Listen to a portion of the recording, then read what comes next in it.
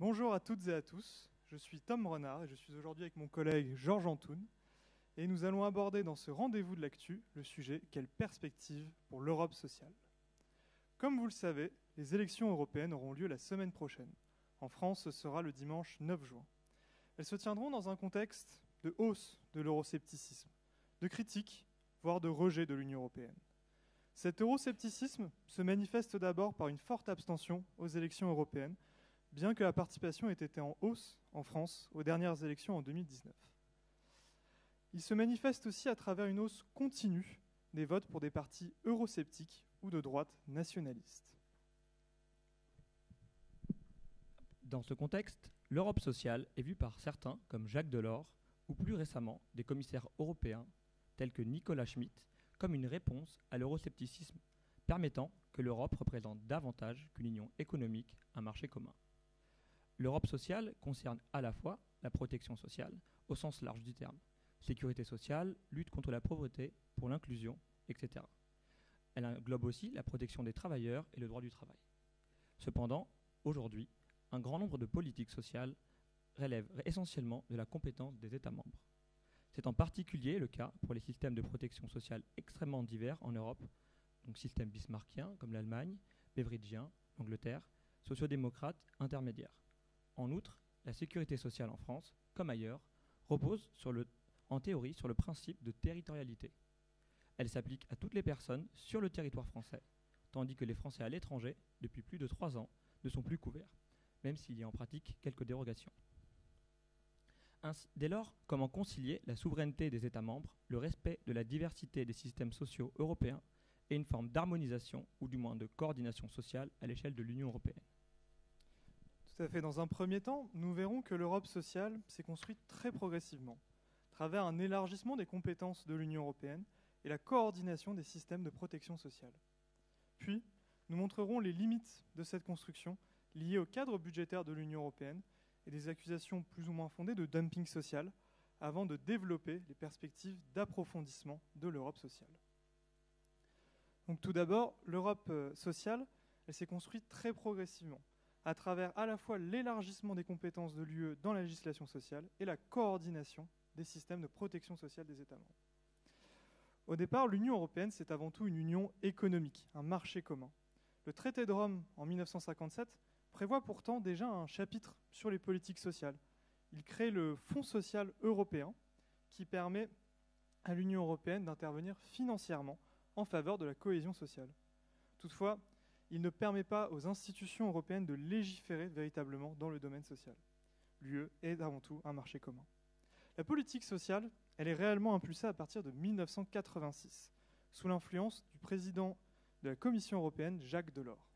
Il s'agit de l'acte unique européen. Cet acte unique prévoit l'adoption à la majorité qualifiée de normes européennes pour protéger les travailleurs, notamment sur la sécurité du travail. L'institution prévoit aussi l'institution d'un dialogue entre les partenaires sociaux européens, sous la forme du sommet social européen, qui a permis la conclusion d'un grand nombre d'accords cadres, notamment sur le congé parental en 1995. Ensuite, le traité de Maastricht en 1992 met en place un protocole social qui sera élargi en 1997 avec le traité d'Amsterdam. Ce protocole social autorise le Conseil de l'Union européenne, donc c'est l'institution qui représente les États membres, à édicter des normes minimales à la majorité qualifiée. Donc 55% des États membres, 65% de la population de l'Union européenne. Donc des normes qui permettent l'égalité homme-femme, l'information sur la santé et la sécurité des travailleurs et l'inclusion sur le marché du travail. Le Conseil peut aussi édicter des normes minimales, mais seulement à l'unanimité, sur la protection sociale des travailleurs. Ensuite, en 2000, il y a la méthode ouverte de coordination, dont vous parlera Georges plus tard. Et enfin, en 2009, le traité de Lisbonne identifie les principes sociaux sur lesquels repose l'Union, notamment l'amélioration des conditions de vie et de travail permettant leur égalisation dans le progrès. L'UE peut légiférer en matière sociale dans des domaines précis spécifiés dans le titre 10 de la politique sociale du traité sur le fonctionnement de l'Union européenne. Concrètement, conformément à la procédure européenne classique, les directives sont rédigées et proposées par la Commission européenne.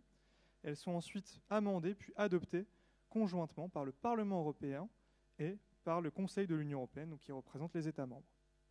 Et au final, plus d'une centaine de textes sur le domaine social ont été adoptés depuis 1960, par exemple sur la limitation de la durée de travail hebdomadaire à 48 heures ou l'âge minimum légal pour travailler à 15 ans. Donc, pour résumer, il y a eu un certain nombre d'avancées d'élargissement des compétences de l'Union européenne, mais qui concernent surtout le droit du travail. Sur la protection, sur les systèmes de protection sociale, la compétence revient beaucoup plus aux États membres. Et là, au contraire, il y a plutôt un effort de coordination que va vous détailler Georges. Merci Tom. Effectivement, l'Union européenne entend coordonner les systèmes de protection sociale qui relèvent pour l'essentiel de la compétence des États membres. Donc la coordination des systèmes de protection sociale est une corollaire à la libre circulation des travailleurs. Donc, elle est définie dans l'article 45 du traité sur le fonctionnement de l'Union européenne, que l'on appellera TFUE à l'avenir. Elle garantit donc aux travailleurs le droit de chercher un emploi et de résider dans un autre État membre tout en bénéficiant de la même protection sociale que les nationaux. La coordination repose alors sur 4 grands principes. Donc l'unicité de la législation, un travailleur doit être assuré dans un seul État membre, généralement celui où il travaille. L'égalité de traitement, les travailleurs migrants bénéficient des mêmes droits et obligations que les ressortissants nationaux. Ensuite, l'exportabilité des prestations. Les prestations de sécurité sociale acquises dans un État peuvent être transférées dans un autre. C'est en général le cas pour les prestations d'assurance retraite. Et enfin, la totalisation des droits. Les périodes d'assurance dans les différents États membres sont totalisées pour l'ouverture et le calcul des droits à prestations. Encore une fois, c'est assez représentatif dans les calculs d'assurance retraite. Cependant, il y a une coordination qui est un peu plus approfondie que celle-ci, et certains de nos camarades le savent puisqu'ils travaillent en recherche-action sur cette thématique. Il s'agit de la coordination des frais de santé. Donc les frais de santé sont coordonnés d'une manière assez particulière, puisqu'il y a libre circulation des patients, qui implique que les frais de soins dans un autre État membre soient pris en charge par le régime de sécurité sociale de l'État d'affiliation. Donc il y a plusieurs types de soins. Donc, tout d'abord, les soins inopinés. Ce sont les soins nécessaires de façon imprévue pendant un séjour dans un autre État membre. Ils ne sont pas nécessairement des soins d'urgence, ils sont du moins non prévus. Ensuite, il y a donc les soins programmés, qui sont des soins planifiés à l'avance et qui, eux, nécessitent une autorisation préalable de l'assurance maladie du pays d'affiliation. Les raisons sont tout d'abord garantir la soutenabilité du système d'assurance maladie du pays duquel est originaire le patient et la soutenabilité du système de santé dans le pays duquel va se soigner le patient. Plus récemment, en 2004, la carte européenne d'assurance maladie permet une meilleure coordination sur les soins inopinés. Comme l'a présenté Tom, une méthode ouverte de coordination, donc la MOC, a été mise en place afin elle aussi de fluidifier et de faciliter la coordination des différents systèmes de protection sociale des pays européens. Donc la MOC a été introduite lors du Conseil européen de Lisbonne en 2000 et un instrument donc de gouvernance de l'Union européenne qui vise à favoriser les convergences entre les politiques sociales nationales. Elle repose sur la définition d'objectifs communs et d'indicateurs quantitatifs et qualitatifs qui permettent une évaluation souple à laquelle il n'y a pas de sanction à la fin. La MOC intervient donc notamment dans les domaines de la lutte contre la pauvreté, la garantie de pensions viables et l'accès à des soins de santé de qualité. Je vais désormais laisser Tom vous présenter comment l'Union européenne s'est renouvelée. Merci beaucoup Georges. Effectivement, suite à ces avancées sur le plan de la coordination et de la législation sociale, il y a eu un véritable renouveau à partir de 2017, tout d'abord à travers de nouveaux cadres et objectifs de l'Union européenne en matière sociale. Là, le socle européen de droits sociaux de Göteborg en 2017, c'est un texte non contraignant qui fixe 3 grandes ambitions pour l'Europe sociale. L'égalité des chances et l'accès au marché du travail, des conditions de travail équitables et une protection sociale adéquate et viable. Lors du sommet de Porto, ces ambitions ont été précisées à travers 3 objectifs chiffrés à atteindre d'ici 2030. Taux d'emploi d'au moins 78% pour les 20-64 ans, il était de 75% en 2022. Participation à des activités de formation pour au moins 60% des adultes chaque année, ce taux était de l'ordre de 45% en 2016. Et enfin, diminution du nombre de personnes menacées de pauvreté ou d'exclusion sociale de 15 millions. Le chiffre était de 74 millions dans les 27 pays européens en 2021. Et donc, très concrètement, ces grandes ambitions étaient en partie déclinées à travers des directives récentes. Effectivement, donc la déclinaison sont donc mises en place à travers des directives. Donc la première que je vais vous présenter, donc directive équilibre vie privée, vie professionnelle, donc mise en place en 2019. Comme vous le savez, la parentalité peu éloignées du marché du travail, en particulier les femmes. D'où l'importance de cette directive qui vise à renforcer le congé paternité pour impliquer davantage les pères. Elle a en particulier rendu le congé paternité obligatoire au sein de l'Union européenne et l'a porté à une durée de 10 jours minimale rémunérée au même niveau qu'un arrêt maladie. La législation n'a cependant pas changé grand-chose au niveau français, où le congé paternité existait déjà et où il a été porté en 2021 à 28 jours pour un montant équivalent au salaire du père. Mais elle l'a introduit dans plusieurs pays, donc 4 pays, à savoir l'Autriche, l'Allemagne, la Slovaquie et la Croatie, qui n'en possédaient pas, et l'a allongé dans 7 autres pays. Ensuite, sur l'égalité femmes-hommes en milieu professionnel, la directive sur la parité dans les conseils d'administration des grandes entreprises, qui date de juin 2022, exige que 40% des postes d'administrateurs non exécutifs devront être occupés d'ici 2026 par le genre sous-représenté. Cette directive existait déjà sous une forme en France, mais elle a eu un vrai impact dans certains pays comme la Hongrie ou l'Estonie, où les femmes ne représentent que 9% des membres des conseils d'administration. De même, une directive sur la transparence salariale, plus tardive, d'avril 2024, où le texte oblige les entreprises de plus de 100 personnes à indiquer et à corriger tout écart de salaire entre les femmes et les hommes supérieur à 5%. Et enfin, tout dernièrement, un accord entre le Conseil de l'Union européenne et le Parlement européen sur une directive concernant les travailleurs des plateformes numériques, à savoir Uber, Deliveroo. Et donc le texte doit désormais être approuvé formellement par le Conseil. Je laisse Tom maintenant vous présenter comment l'Europe a accru ses domaines d'intervention avec le Covid. Merci beaucoup, Georges. En effet, au-delà des différentes directives, le Covid a considérablement amplifié les domaines d'intervention de l'Europe en matière sanitaire et sociale. Tout d'abord, il y a eu l'épisode de la commande commune de vaccins. Dès le 17 juin 2020, la Commission européenne a présenté une stratégie européenne vaccinale pour accélérer le développement et sécuriser les achats de vaccins. Elle a avancé 2,7 milliards d'euros à travers un fonds d'urgence lui permettant de sécuriser au cours de la crise près de 4,6 milliards de doses de vaccins. Ces négociations et ces achats en commun ont parfois pu être critiqués pour leur opacité ou pour la priorisation parfois des prix au détriment des délais de livraison. Toutefois, il faut reconnaître que ces doses vaccinales auraient permis de sauver près de 1,4 million de vies sur le continent européen, d'après l'Organisation mondiale de la santé. En outre, elles représentent un précédent indéniable vers l'Europe de la santé.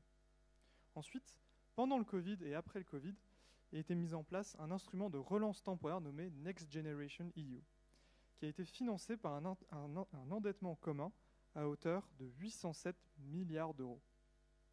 Cet instrument permet de financer à travers des prêts et des subventions aux États membres des plans nationaux de résilience et de reprise. L'objectif général est de relancer économiquement l'Europe après la crise du Covid, mais il y avait aussi une dimension de cohésion sociale et territoriale. Très concrètement, en France, l'Union européenne a subventionné directement le plan France Relance à hauteur de 40 milliards d'euros, dont 14,8 milliards pour l'objectif de cohésion sociale. Cela a permis de financer en partie, par exemple, des mesures d'inclusion pour l'emploi des jeunes, prime à l'embauche, aide à l'apprentissage, etc. Mais aussi certaines mesures du Ségur de la santé, notamment sur l'investissement immobilier ou numérique des établissements de santé. Donc cet instrument, il s'agit d'un instrument de financement temporaire et spécifique, mais le Covid a aussi transformé en partie le budget classique de l'Union européenne, que l'on nomme cadre financier pluriannuel, et qui dure de 2021 à 2027. Dans ce cadre financier pluriannuel, le Fonds social européen, donc qui existe depuis le traité de Rome, s'est encore amplifié. Il a fusionné avec d'autres fonds, devenant le FSE+. Ce FSE+, a vu son budget porté à 99,3 milliards d'euros, soit près de 10% du budget européen. Donc, pour résumer, il y a eu de véritables avancées en matière d'Europe sociale et un renouvellement, notamment lié au Covid et aux directives récentes en la matière. Toutefois, l'harmonisation des politiques sociales européennes reste confrontée à un certain nombre de limites en termes de contrôle budgétaire et de compétition économique entre États membres. Et je laisse Georges prendre la suite. Merci. Alors, effectivement, donc, la coordination des politiques sociales reste limitée sur le plan opérationnel. Donc, tout d'abord, la MOC, donc la méthode ouverte de coordination, a été vivement critiquée, étant jugée trop timide en l'absence d'une volonté politique suffisamment effective et de sanctions efficace, elle doit être renforcée pour une meilleure interaction et cohérence entre les politiques sociales et les autres politiques de l'Union européenne, notamment celles économiques. Enfin, les accusations de tourisme social. Pour les prestations sociales des travailleurs européens, la situation est plutôt claire. L'égalité de traitement en matière de sécurité sociale entre travailleurs nationaux et travailleurs européens non nationaux est garantie. C'est le corollaire de la libre circulation des travailleurs. Pour les prestations sociales des non-actifs, la situation est moins claire. Une directive de 2004 sur la liberté de circulation garantit, en théorie, l'accès aux prestations sociales des personnes qui ne travaillent pas. Cependant, il existe de nombreux débats sur le fait que des citoyens européens venant de pays plus pauvres bénéficient des mêmes allocations sociales que les nationaux. Elle a donc donné lieu à l'expression très controversée de tourisme social. Certains États ont imposé des restrictions aux ressortissants européens, validées donc par la Cour de justice de l'Union européenne. Enfin, une des plus grandes limites reste la compétence quasi souveraine des États membres dans le domaine de la protection sociale. Un grand nombre donc, du domaine du social relève donc de leur compétence exclusive ou nécessite l'unanimité du Conseil pour toute décision. Cette situation complexifie, voire interdit l'adoption de mesures sociales et la coordination en est fortement ralentie à l'échelle européenne. Dans ce contexte du marché commun, je vais donc laisser Tom vous parler de la libre circulation des travailleurs et du dumping social. Merci beaucoup, Georges. En effet, l'Union européenne, au sein de l'Union européenne, il y a une grande disparité des modèles sociaux. Avec, vous le voyez sur le diaporama, de grandes différences dans l'investissement dans les systèmes de protection sociale, aussi de grandes différences dans les conditions de travail. Par conséquent, l'Union européenne crée une situation de marché commun sans droit de douane entre les États membres et donc une compétition économique directe entre eux. Il y a donc un risque de moins-disant social. Il y a notamment le cas parfois de délocalisation des pays d'Europe de l'Ouest vers l'Europe de l'Est. Sur la question de l'harmonisation sociale, il y a eu un accord sur la question des salaires minimums en Europe en juin 2022. En effet, le salaire minimum est extrêmement différent d'un pays à l'autre en Europe. Au Luxembourg, par exemple, le salaire minimum peut atteindre 2500 € par mois, alors qu'il est plutôt proche de 500 € par mois en Bulgarie. Et donc il y a un enjeu d'harmonisation à la hausse, d'où cette directive qui n'est cependant pas contraignante. Mais surtout, au cœur des accusations de dumping social, de concurrence déloyale, il y a la question du travail détaché. Le travail détaché est un dispositif qui a été mis en place par une directive de 1996. Il permet à toute entreprise de l'Union européenne d'envoyer temporairement des salariés dans un autre État membre. Le problème est que jusque 2018, les travailleurs détachés étaient souvent payés au salaire minimum du pays d'accueil, ce qui aboutissait à une concurrence déloyale pour les travailleurs locaux. En 2018, la directive a été modifiée pour consacrer le principe à travail égal, salaire égal. Concrètement, les travailleurs détachés bénéficient désormais des mêmes conventions collectives que les salariés des pays d'accueil et peuvent ainsi toucher les mêmes primes et remboursements qu'eux. La durée du détachement a par ailleurs été limitée à 12 mois. En revanche, il reste une limite. Les cotisations sociales que l'employeur doit verser sont comme auparavant celles de l'État membre d'origine des travailleurs. Donc par exemple, si un travailleur détaché polonais vient exercer son métier en France, il bénéficiera des mêmes conventions collectives et de salaires qui sont censés être similaires à ceux d'un travailleur français. En revanche, les cotisations sociales payées par l'employeur resteront les cotisations sociales polonaises, a priori plus faibles que les cotisations sociales françaises. Et au-delà de ces enjeux de dumping social, se pose aussi la question du cadre budgétaire de l'Union européenne. En effet, le contrôle budgétaire des États membres par la Commission européenne et le Conseil peut limiter la déclinaison de l'Europe sociale par les États membres. Le pacte de stabilité et de croissance a été mis en place en 1997. Il prévoit que le déficit annuel des administrations publiques, dont font partie les OSS, ne doit pas dépasser le seuil de 3% du PIB. Et la dette ne doit pas dépasser 60% du PIB. Ce sont les critères de Maastricht. Depuis la crise des dettes souveraines en 2010, la surveillance budgétaire des États membres par la Commission européenne a été considérablement renforcée, en particulier pour les États de la zone euro. Sans rentrer dans le détail institutionnel, concrètement dans le cadre du semestre européen, chaque année, lorsqu'ils conçoivent leur budget, les États membres doivent le soumettre à la Commission européenne et expliquer leur programme de réforme pour atteindre à terme les critères de Maastricht. La Commission européenne émet un avis sur ce programme budgétaire et peut demander des modifications importantes. Elle l'a par exemple fait en 2018 pour l'Italie, qui a dû modifier de manière très importante son budget en 3 semaines. Elle peut aussi mettre les pays en difficulté sous une surveillance renforcée. Il y a la procédure pour déficit excessif qui peut éventuellement aboutir à des sanctions financières, même si en principe ces amendes sont très rares. Mais ça peut provoquer évidemment une instabilité économique. Ce cadre budgétaire a été suspendu pour faire face à la crise du Covid-19 et l'inflation liée à la guerre en Ukraine. Mais il est progressivement rétabli et il devrait revenir sous une nouvelle forme au 1er janvier 2025. L'Union européenne exerce donc incontestablement une pression budgétaire sur les États membres. Elle peut les inciter parfois à prendre des mesures d'austérité qui ont des conséquences sur les dépenses sociales. L'Europe a donc un rôle ambivalent, fixant des objectifs sociaux ambitieux, mais parfois encadrant les dépenses des États membres qui leur permettraient d'atteindre ces objectifs. Dès lors, se pose désormais la question des chantiers d'approfondissement de l'Europe sociale et de son renouvellement. Et je laisse la parole à Georges. Oui, effectivement, donc dans la continuité de son action durant le Covid-19, l'Europe sociale pourrait être approfondie, notamment via l'émergence d'une Europe du médicament, du développement de l'économie sociale et solidaire et de l'émergence de nouveaux leviers budgétaires. Donc, face à l'euroscepticisme grandissant, l'approfondissement de l'Europe sociale serait un levier permettant de renforcer l'adhésion à l'Union européenne. Les citoyens européens accordent en effet une grande importance à l'Europe sociale. Comme le montre l'enquête Eurobaromètre d'avril 2021, 88% des Européens jugent l'Europe sociale comme étant importante et 71% voient le manque de droits sociaux comme un problème grave. Plusieurs possibilités existent donc pour approfondir l'Europe sociale dans le contexte post-Covid, parmi lesquelles renforcer l'Europe du médicament.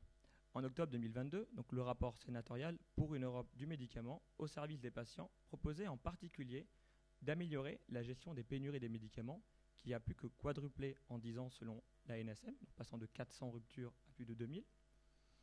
Donc en renforçant tout d'abord le système d'information pour signaler les ruptures, les anticiper et créer un stock de médicaments critiques financés directement par l'Union européenne.